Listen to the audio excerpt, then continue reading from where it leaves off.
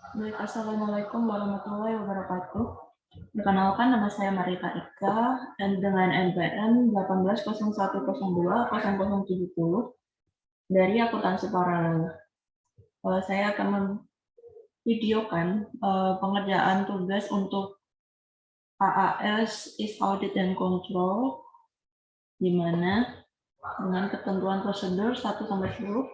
Untuk soal yang pertama yaitu apakah terdapat data error dalam semua tabel tersebut, di mana dalam hal ini kita harus mengecek satu persatu dari data gaji, hutang pegawai, pelanggan, pemasok, persediaan, piutang, apakah terdapat data error dari setiap masing-masing datanya.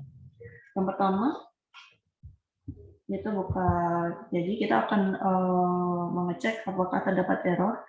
Yang pertama itu klik data, verify field, klik yang add all. Oke lagi. Nah, di sini terdapat 0 data validity error detected. Lalu langkah selanjutnya lakukan hal yang sama seperti yang dilakukan barusan pada data gaji.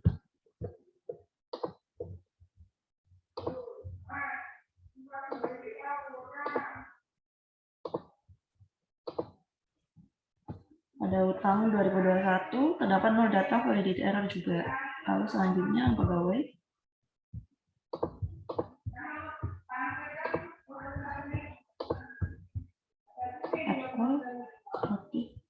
Oke lagi. 0 data validity error juga. Lalu yang pelanggan.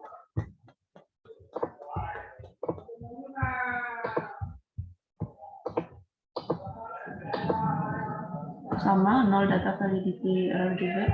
Termasuk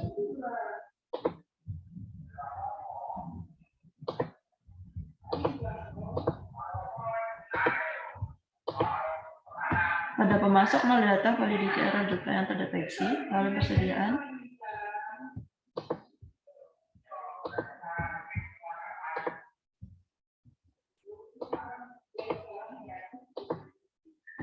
Pada persediaan juga terdapat 0 data validity error. Lalu yang terakhir, piutang.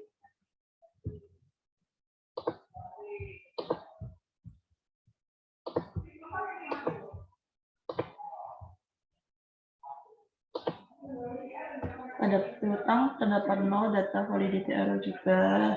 Jadi untuk soal nomor 1, apakah terdapat data error dalam sebuah tabel tersebut, maka jawabannya tidak ada. Lalu yang kedua, mengenai informasi yang didapat dari bagian akuntansi adalah bahwa saldo utang dagang perusahaan itu senilai $275.203,97,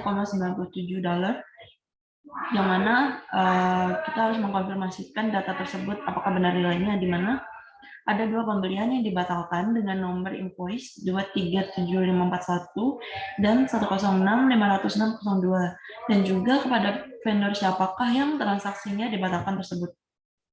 Yang pertama, kita akan melakukan join data hutang dan pemasok. Yang pertama, buka data hutang, tabel hutang, lalu klik data, join tables. Untuk secondary table-nya,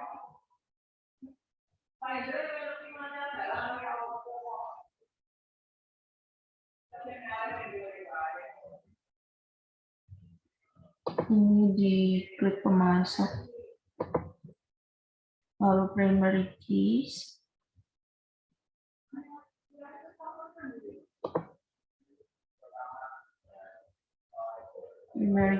nya diisi vendor number. Ini klik 2 kali sampai muncul di sini. Lalu oke.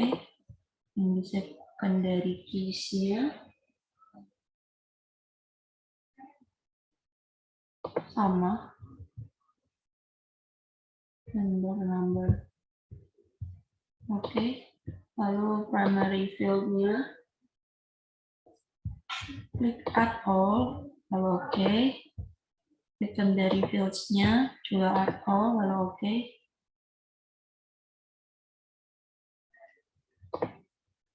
Lalu jangan lupa di result secondary tabelnya ini dicentang.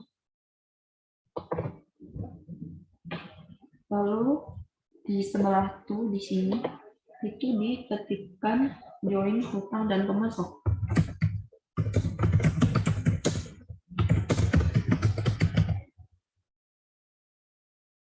Lalu oke. Nah, maka di sini datanya sudah muncul. Join hutang dan pemasok. Lalu ini klik data, lalu extract data agar data yang sudah kita cari itu tetap bisa dilihat. Lalu pada if ini tulis rumus invoice number sama dengan 237541 or invoice number sama dengan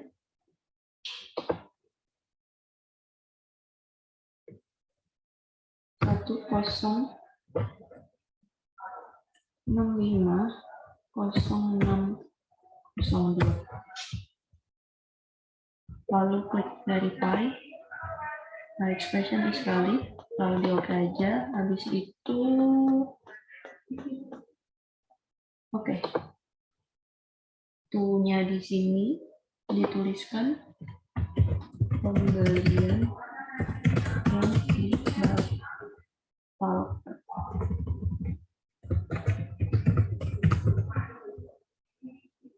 Pembelian yang dibatalkan. Lalu oke.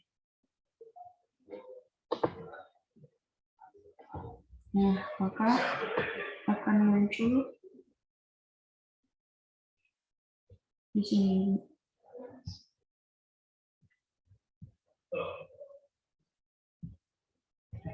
dua pembelian yang dibatalkan, yaitu atas nama Haris Project dan Binford Tools.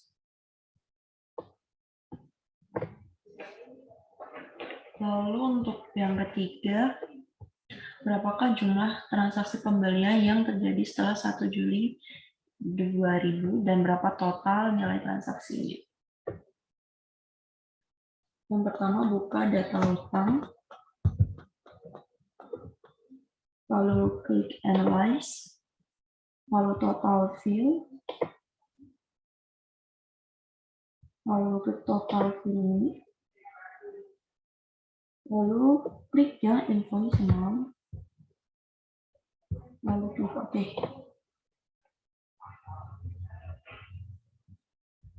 Lalu ada rumus if ini,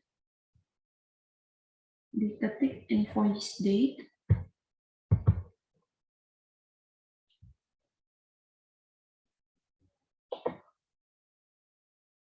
kurang dari ini, tahunnya diganti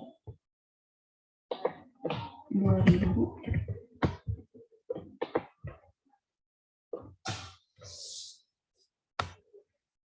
Satu Juli.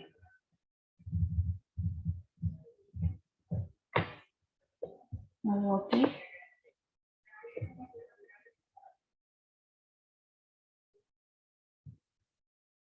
Lalu oke. Nah, di sini terlihat terdapat 31 records yang match dan info jumlah nilai transaksinya yaitu 103.431,41. Ini invoice amount-nya.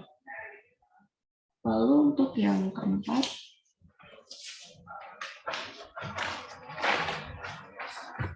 yaitu menghitung rata-rata harga beli produk, lalu 5 nilai tertinggi harga beli produk, dan 5 nilai terendah harga beli produk. Cara menghitungnya, buka data utangnya. Ini. Lalu klik analyze. Statistical, lalu statistik. Statistik on, diklik.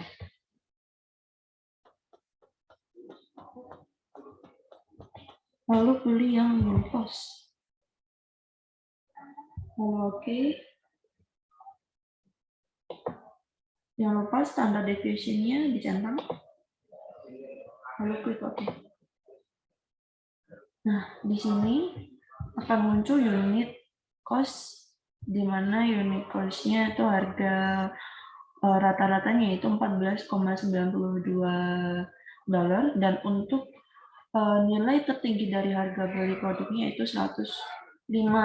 Nilai tertinggi harga beli produknya itu ada yang $44,24, $47, $137,80, lalu $155,80, dan yang paling tinggi $173,80. Sedangkan untuk yang terendah itu ada $1,1, $1,22, lalu $1,37, dan $1,40, dan $1,47. Lalu soal yang kelima yaitu mengklasifikasikan produk sesuai dengan letak penyimpanan menurut judgement sebagai seorang auditor. Lalu di manakah letak gudang yang perlu mendapat perhatian lebih dan alasannya apa? Cara mengerjakannya yaitu buka data persediaan, pilih menu analyze, lalu classify,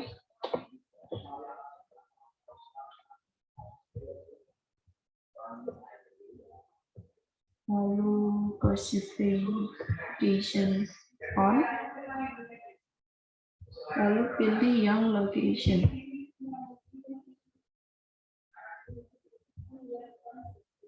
Oke. Lalu subtotal field-nya klik add all. Lalu oke. Oke lagi. Nah, di sini maka muncul data di mana untuk lokasi-lokasi penyimpanan persediaan. Menurut saya untuk daerah yang perlu mendapat perhatian ada pada lokasi yang kelima, di mana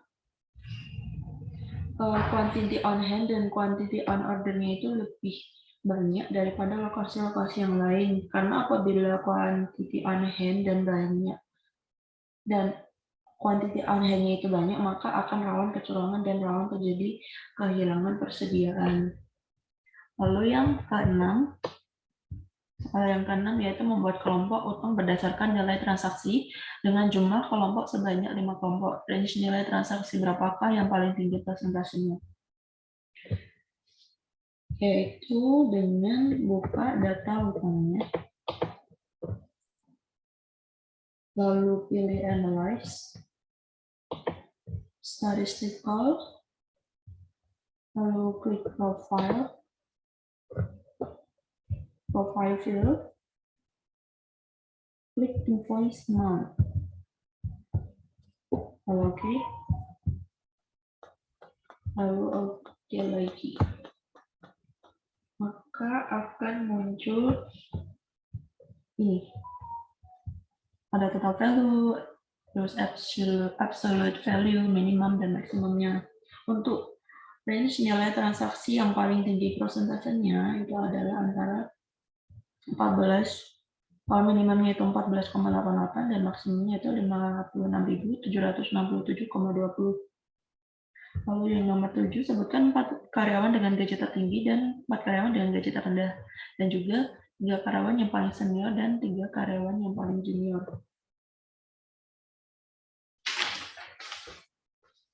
Cara mengerjakannya yaitu buka data gaji,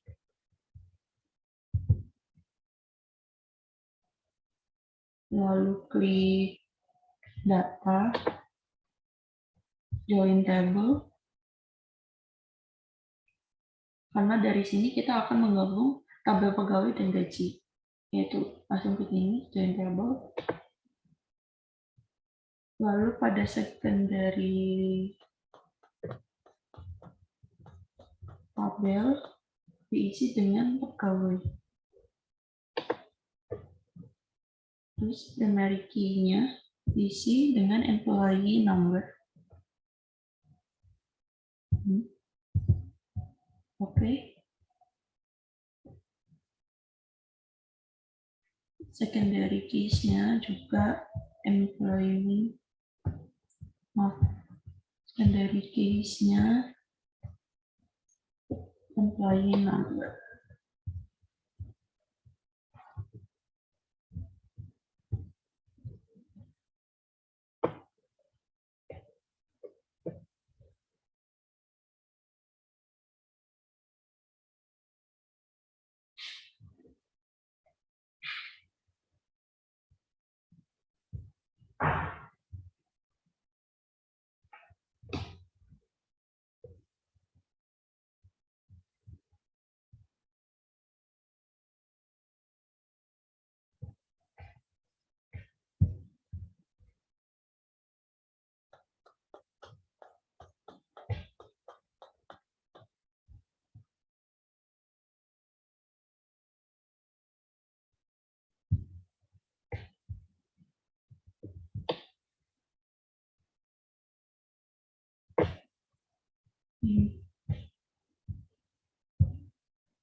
Lalu untuk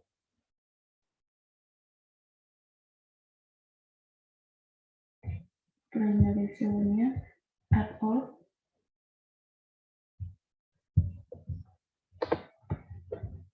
ini juga add all.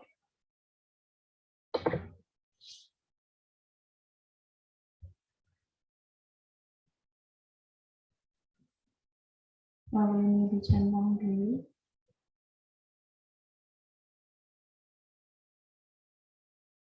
Terus secondary table, lalu tool-nya sebelah column tool diisi dengan join gaji dan pegawai.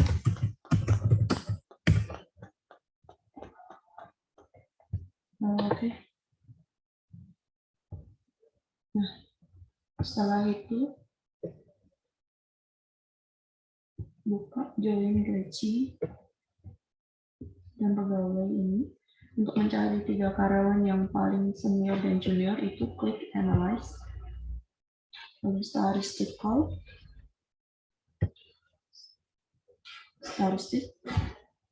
Statistical.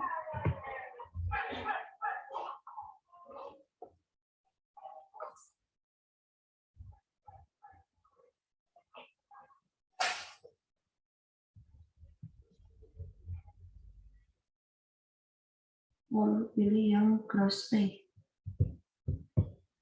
Oke. Lalu ini ya di standard deviation-nya dicentang dulu. Oke. Nah, di sini bisa dilihat untuk karyawan yang paling senior maupun junior. Untuk karyawan yang paling senior nanti bisa diklik dari masing-masing ini, dari masing-masing nomornya itu.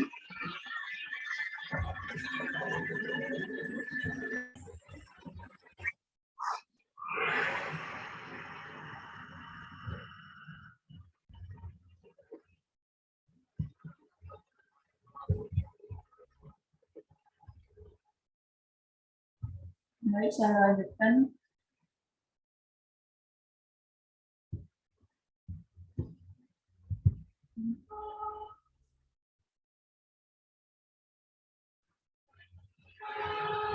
Ini untuk menentukan karyawan yang paling senior sampai yang junior. Pertama yaitu klik analyze, lalu statistical, statistik, lalu statistik on,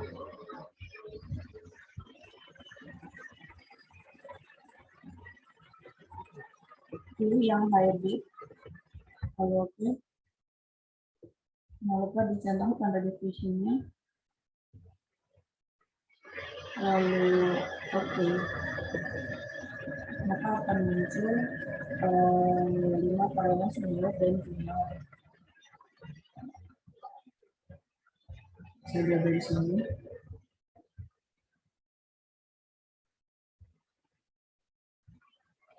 Untuk kalian yang tahu senior yaitu ada Richard, Vanisha, lalu untuk senior kedua sama ini silakan nanti dicek di sini ada setiap masing-masing nama yang ada di sini untuk mengecek karyawan mana yang kelas senior dan juniornya. Lalu untuk yang nomor 8 dengan menggunakan look for duplicate, lakukan pengecekan terhadap daftar karyawan. Adakah data yang terduplikasi dan lakukan analisa atas temuannya.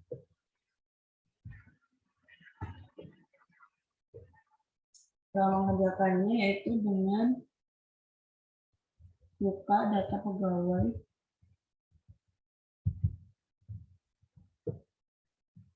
lalu pilih analyze, lalu look for duplicate,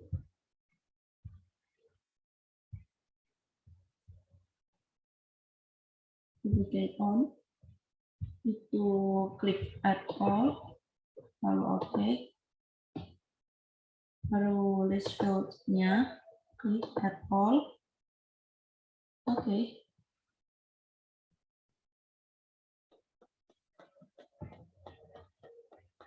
Lalu output-nya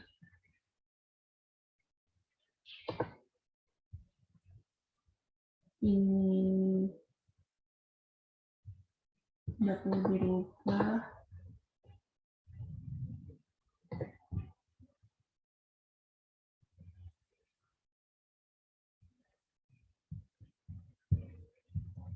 Oh, yang ini untuk output di sebelah namanya itu dituliskan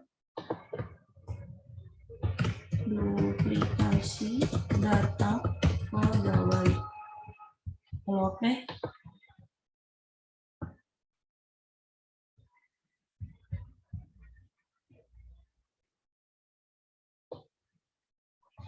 Di sini kosong, yang berarti tidak terdapat data pegawai atau karyawan yang terduplikasi.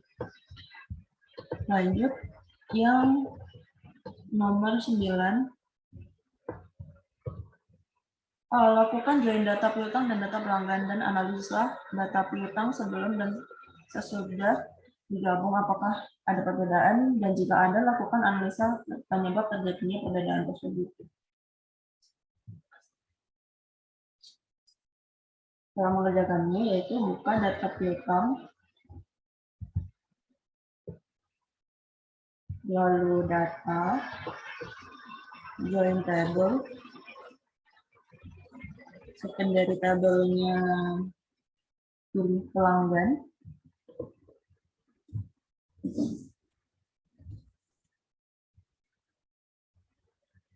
lalu untuk primary key-nya diisikan nomor. Oke, secondary key-nya diisikan nomor juga. Oke.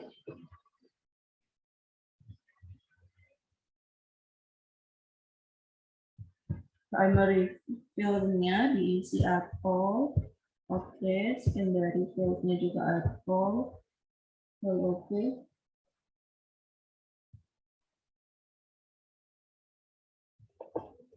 Jangan lupa dicentang periksa secondary table-nya. Lalu di sini di sebelah to ini dituliskan gabungan piutang dan pelanggan. Lalu klik OK. Nah, di sini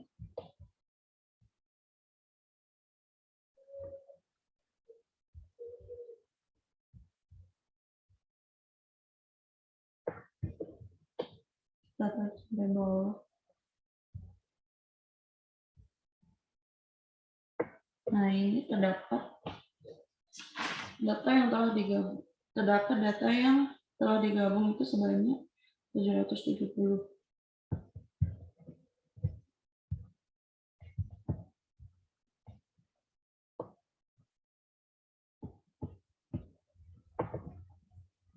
Dan juga ada 770 data piutang yang belum digabung dan 64 data pelanggan yang belum digabung.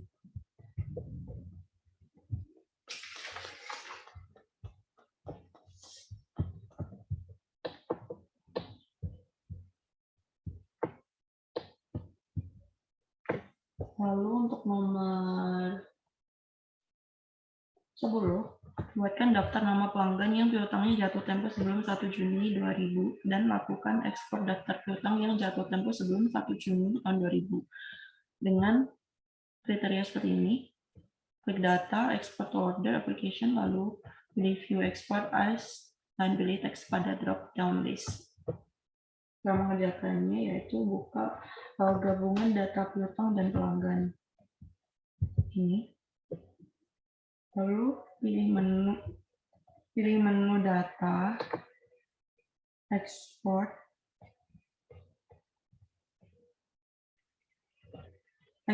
to other application, pilih yang view, lalu export as-nya pilih yang text, lalu if-nya diisikan rumus Q kurang dari date-nya diganti 1 Juni tahun 2000.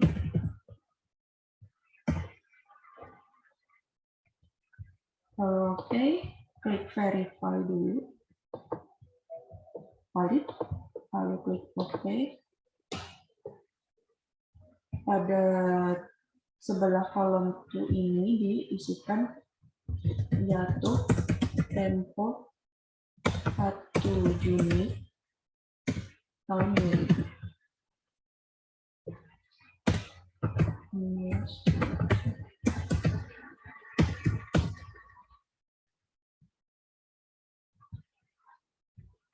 Oke.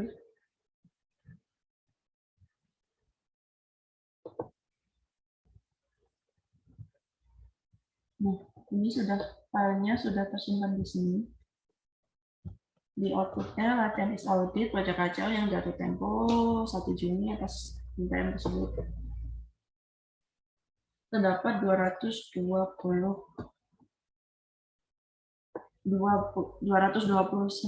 record yang terproduksi. Sekian pemaparan video pengerjaan untuk tugas AAS is audit dari saya. Cukup sekian, terima kasih. Assalamualaikum warahmatullahi wabarakatuh.